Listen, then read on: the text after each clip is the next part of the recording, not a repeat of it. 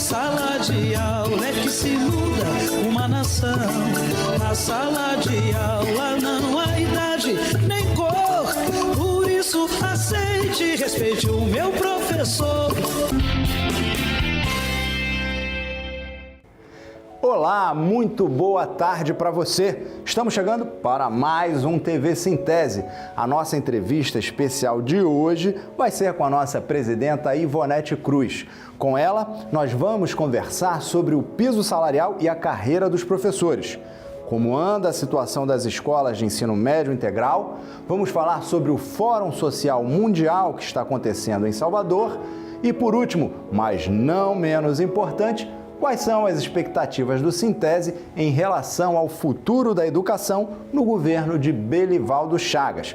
Mas calma, eu não estou ficando louco não e nem você me ouvindo mal. É que o governador Jackson Barreto vai se afastar para disputar o Senado. Bom, isso é o que ele pretende. Se isso acontecer, quem assume o governo é o vice-governador Belivaldo Chagas.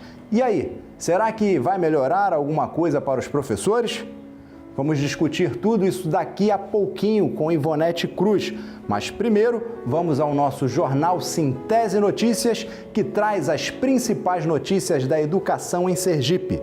Está no ar a TV Sintese.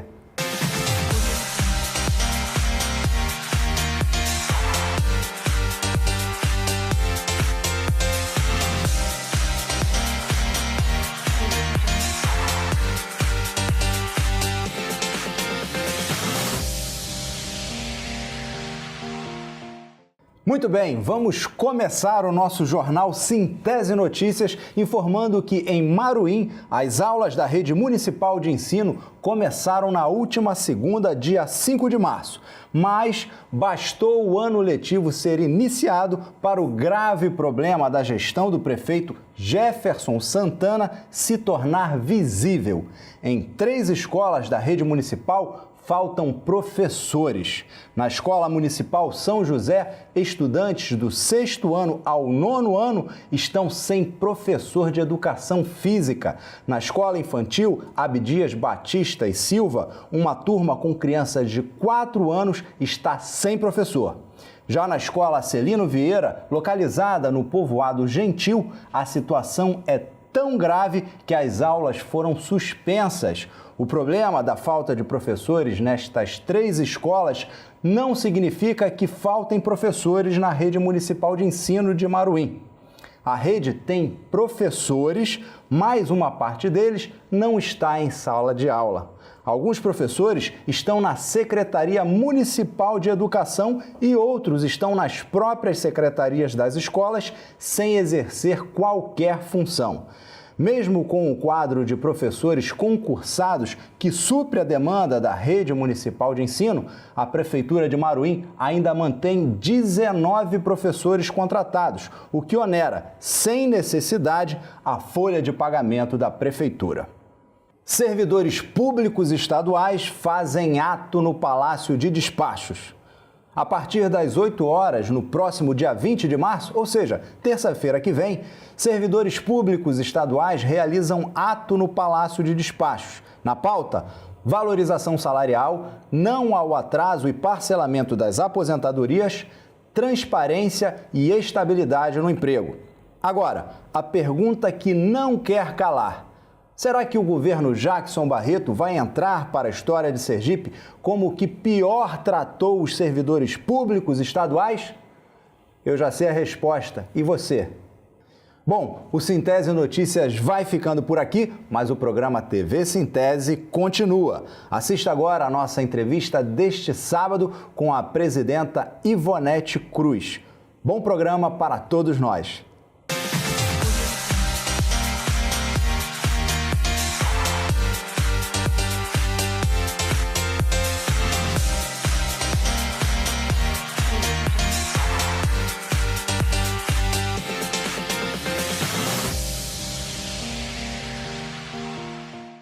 Bem, vamos conversar agora com a nossa presidenta do Sintese, Ivonete Cruz. Saudades, presidenta. Como está? Tudo bem? Tudo bom. Bom, eu quero começar o nosso bate-papo de hoje com uma pergunta que eu tenho certeza que é uma pulga atrás da orelha dos professores e funcionários da educação em Sergipe.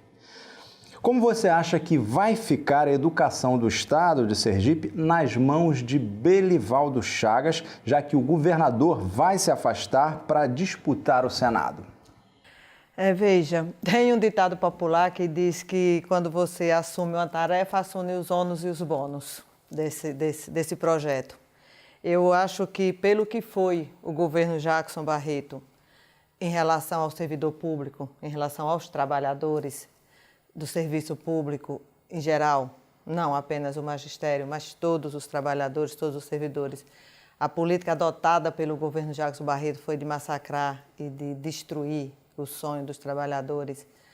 Com um governo inteiro sem reajuste, o vice-governador, ao assumir o governo do estado, caso de fato o governo venha se afastar para se candidatar ao Senado, como tem dito, apesar de, num determinado momento, há 4 anos atrás, ter dito que não se candidataria a mais nada, mas parece-me que nesse meio tempo, nesse processo, os planos mudaram e o governador tem dito que vai se afastar para disputar o Senado e que, caso isso ocorra, o vice-governador assume. No que tange ao debate do funcionalismo público dos trabalhadores, o vice-governador vai assumir mais ônus do que bônus, porque o cenário é muito difícil. O governo Jackson Barreto tem deixa um legado... uma batata quente. Está pegando uma batata quente, porque o governo Jackson Barreto deixa um legado de destruição. Destruição de sonhos, de empobrecimento. Porque imagine o que é num cenário de crise, o mundo vive uma crise do sistema capitalista, eu não trato isso nem como uma realidade de Sergipe, mas o mundo passa por uma crise do sistema capitalista desde 2008, há 10 anos que a gente vive um processo de crise. A crise afeta o mundo, afeta o Brasil e afeta Sergipe. O próprio governo vive alardeando a tal crise a ponto de atrasar salários, de não garantir reajuste. E a inflação que cresce, mas a crise não afeta apenas uma parte das pessoas, a crise afeta todo mundo. Exatamente. Então, imagine servidores que estão há 4 anos seguidos sem ter um centavo de reajuste, com seu salário estagnado, o nível de empobrecimento que esses trabalhadores se encontram. A nossa categoria, o magistério, é o pior cenário, é um dos piores mundos que a gente tem vivido. É o pior cenário que o magistério poderia viver, porque o governo Jackson Barreto deu conta, conseguiu algo assim inimaginável, destruir uma carreira que foi conquistada com luta, com negociações, com muito diálogo com governos passados, com muito enfrentamento, com muito debate. Nós conseguimos aprovar uma carreira do magistério. Num processo de implementação de piso, nós rediscutimos essa carreira e no governo Jackson ele consegue, acabou com isso, destruiu. Hoje não existe mais. E já pegando aí o gancho, não dá para conversar com a presidenta sem perguntar, né, sobre a situação salarial. Como é que anda a questão do piso, né, dos professores? O governo, mais uma vez, nesse mês de fevereiro, como o reajuste do piso ele é nacional, o MEC informa o índice de reajuste de piso todo ano, no início do ano. Agora, no mês de fevereiro, o governo Jackson Barreto, mais uma vez, repete o que ele fez nos 4 anos de governo. Ele fecha o governo dele fazendo de novo a mesma coisa, uma conta de chegada. Para não pagar para nenhum professor ficar abaixo do valor do piso, ele aplicou o índice do piso e quem faltava apenas parte desse valor para chegar ao valor do piso, ele complementa. Com isso, só para que a sociedade entenda, porque a gente tem muito esse debate piso, carreira, o que é uma coisa, o que é a outra. O piso é o índice nacional, é o valor nacionalmente que nenhum professor pode receber menos. Nenhum professor com formação... É o piso, é a base ali. O próprio nome diz, é o que está abaixo. Tem que pisar ali. Não pode ser mais baixo do que isso. Exato, o que vive, você pega exatamente, é isso. A realidade que vive o magistério hoje é o governo paga o que está abaixo do valor mais baixo. não pode pagar abaixo do que isso, porque tem que pagar, esse é o piso. Nós tínhamos a carreira, que era o que isso? Um percentual que diferenciava o piso em relação à formação. Por exemplo, eu sou uma professora graduada, fiz licenciatura em alguma das áreas do conhecimento, a história, a geografia, português, matemática. A graduação me garantia, perdemos, uma gratificação por eu ter a graduação. Um professor faz a pós-graduação, ele tem, pelo plano de carreira, por direito, um percentual por ele ter feito a pós-graduação, que ele ter se especializado em uma área do conhecimento, da área de formação dele. Aí o professor vai dizer, não, agora eu vou fazer um mestrado, que ele passar mais 2 anos na universidade estudando, se especializando. Hoje, a realidade do Estado em relação à política adotada pelo governo Jackson Barreto, do qual o atual vice-governador compõe, porque a gente não está tratando de mudança de governo. Essa é uma coisa que precisa ficar dita. Não há uma mudança de governo. A partir do momento em que o vice-governador assumiu o governo do Estado, é uma continuidade do governo atual.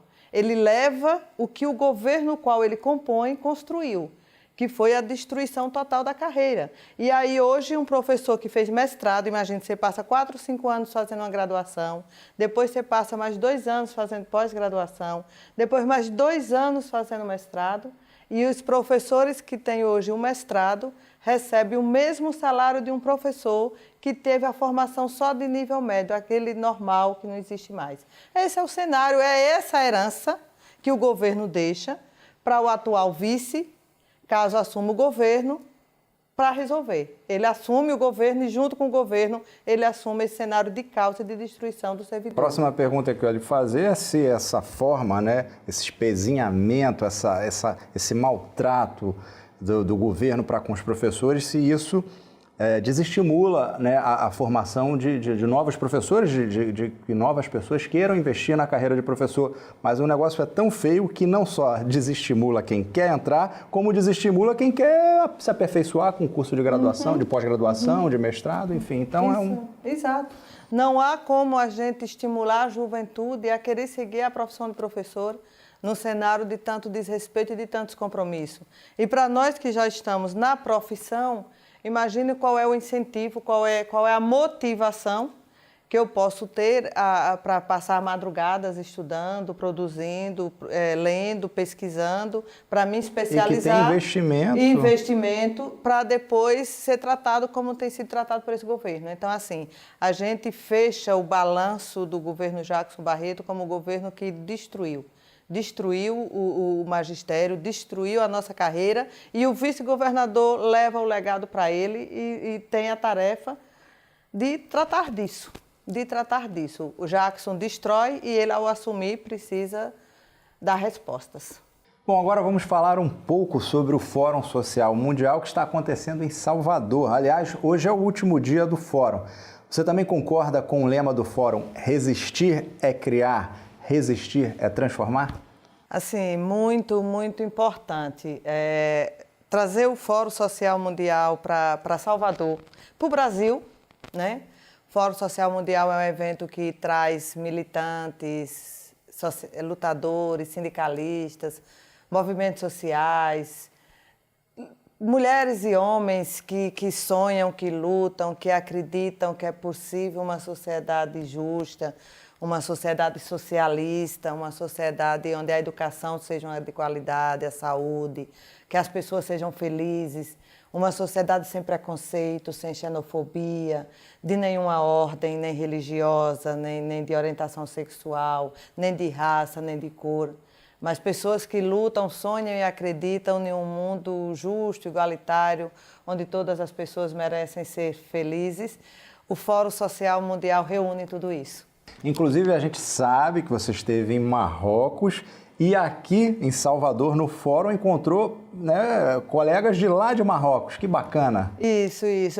Foi uma experiência espetacular. Tenho dito que poder estar hoje no Sintese, como dirigente do Sintese, hoje no papel de estar no comando dessa entidade, é algo desafiador, mas que nos proporciona muito conhecimento, muita formação, tanto humana quanto social.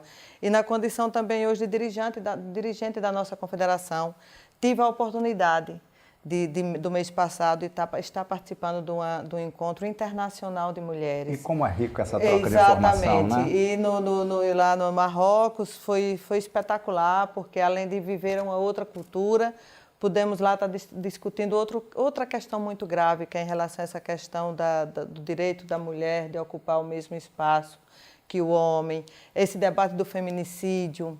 Essa semana nós vivemos um momento muito forte, em que no Fórum de Campo do Brito nós vivemos um momento em que se discutia o assassinato brutal que viveu a professora Ivânia lá no município do Campo do Brito, em que se aponta que foi resultado da ação do seu companheiro, que responsável por essa ação brutal de tirar a vida. Ao tirar a vida de uma mulher dizendo que é por amor, isso é ódio, o ódio não se transforma em morte. E aí tive a oportunidade de estar em Marrocos fazendo todo esse debate sobre a luta pela igualdade de gênero, da ocupação da mulher, ocupar os espaços de poder. Não é tarefa fácil, não é simples a mulher sair da sua situação de quem socialmente tem que estar em casa, cumprindo as tarefas do lar, de cuidar dos filhos, e ousar entrar em outros labirintos, ocupar outros espaços. A presidenta que o diga, né? Eu que o digo. Quem assume esses espaços de poder sabe o quanto isso é desafiador. O quanto é desafiador sair da sua condição de mulher dona de casa, que tem a tarefa histórica de cuidar da casa, e ocupar outros espaços. E lá no Fórum Social Mundial tive a oportunidade de reencontrar com marroquinos. E foi algo espetacular, porque eles são maravilhosos, Brasil, Marrocos, e ali estava o mundo. Ali estava o mundo discutindo política, discutindo sociedade, discutindo cultura, discutindo o que a gente pretende para esse mundo. Muito bom. Bom, a gente já está próximo ao final, mas eu não queria deixar de falar também sobre o ensino médio de tempo integral. Eu queria só que fizesse um balanço rápido para colocar a gente a par. Essa é outra batata quente que o vice-governador, enquanto governador, tem que dar resposta. Porque na última audiência que nós, não o Sintese só, mas o Sintese, junto com a comunidade escolar, pais, professores, estudantes, teve sobre esse assunto, o vice-governador se comprometeu com a comunidade escolar de buscar resolver esse problema que, ao nosso ver, é muito grave. Temos denunciado se um número de mais de 40 escolas de Sergipe, sem condição nenhuma de funcionamento, na precariedade que são nossas escolas, na ausência de projeto pedagógico, na ausência de diagnóstico, se transformar em escola em tempo integral, nós vamos viver um caos nessa rede. Essa é outra resposta que o atual vice-governador, assumindo o governo do Estado, também precisa dar à sociedade sergipana e aos professores. Se vai levar na história, se vai dar continuidade a um projeto que foi iniciado pelo atual governo de destruir a educação pública. Porque, caso se concretize esse processo do jeito como vem acontecendo, a consequência disso vai ser o caos. Está aí outra tarefa para o atual vice-governador, tanto na condição de vice-governador, porque, volto a dizer, não está fora do governo, faz parte do governo, é uma continuidade do atual governo, como responder por o que pode vir a acontecer, caso não assuma que precisa barrar esse processo e rediscutir o modelo de implementação do ensino médio em tempo integral, que não seja um modelo exclusivo e de destruição da educação pública, como está sendo esse. Bom, presidenta, muito obrigado por sua presença. Eu tenho certeza que o pessoal de casa adora quando você vem aqui, porque além de você tratar de todos os assuntos, você também fala de forma clara, simples e de uma maneira que todo mundo entende. Então, muito obrigado mais uma vez. Estou sempre à disposição. Bom, pessoal, a TV Sintese vai ficando por aqui, mas a gente volta no próximo sábado, se Deus quiser. E Ele há de querer. Tchau, pessoal. Na sala de aula é que se muda uma nação. Na sala de aula não